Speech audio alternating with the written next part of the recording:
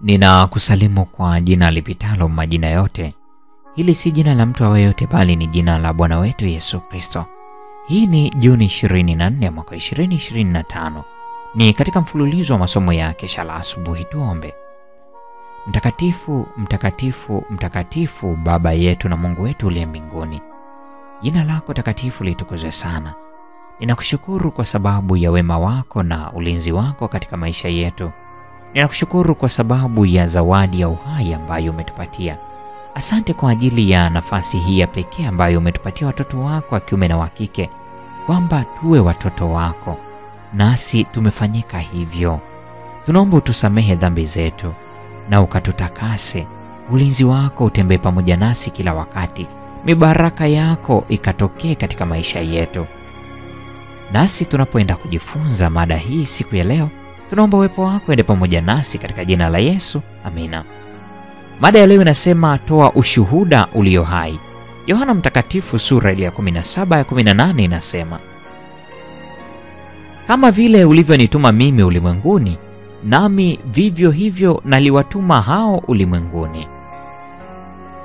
Kwa sababu ya nguvu zinazoongezeka za majaribu ya Shetani, nyakati ambapo kwazo tunaishi zimejaa hatari kwa wana wa Mungu.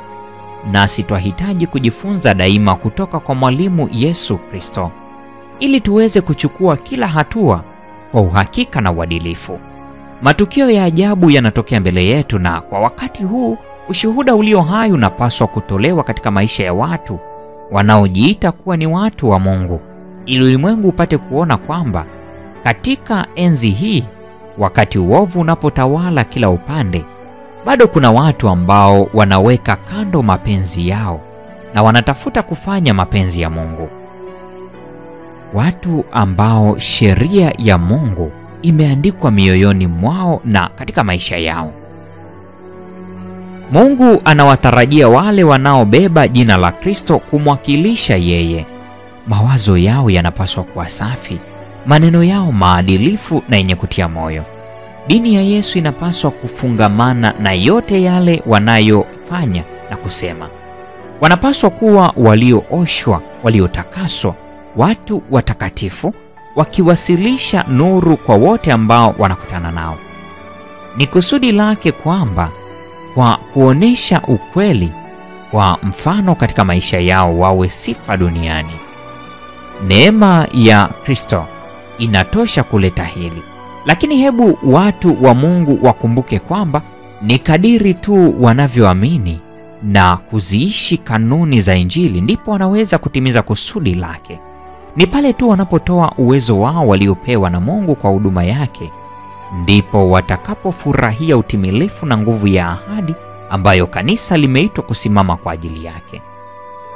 Wafuasi wa Yesu wanalazimika kutengwa na ulimwengu katika kanuni na mivuto yake, lakini hawapaswi kujitenga na ulimwengu. Mwokozi alichangamana kila mara na wanadamu, si ili kuwatia moyo katika jambo lolote ambalo halikuwa sawa na mapenzi ya Mungu, bali ili kuwainua na kuwaadilisha. Kwa hiyo Mkristo anapaswa kuishi miongoni mwa wanadamu, ili kwamba ladha ya upendo wa Mungu iweze kuwa kama chumvi ili kuhifadhi ulimwengu kutoka upotevuni.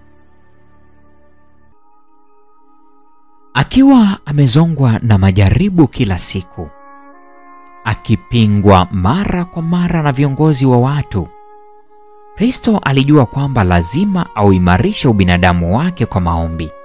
Ili aweze kuwa baraka kwa wanadamu, lazima azungumze na Mungu, akiomba nguvu, uvumilivu na uthabiti.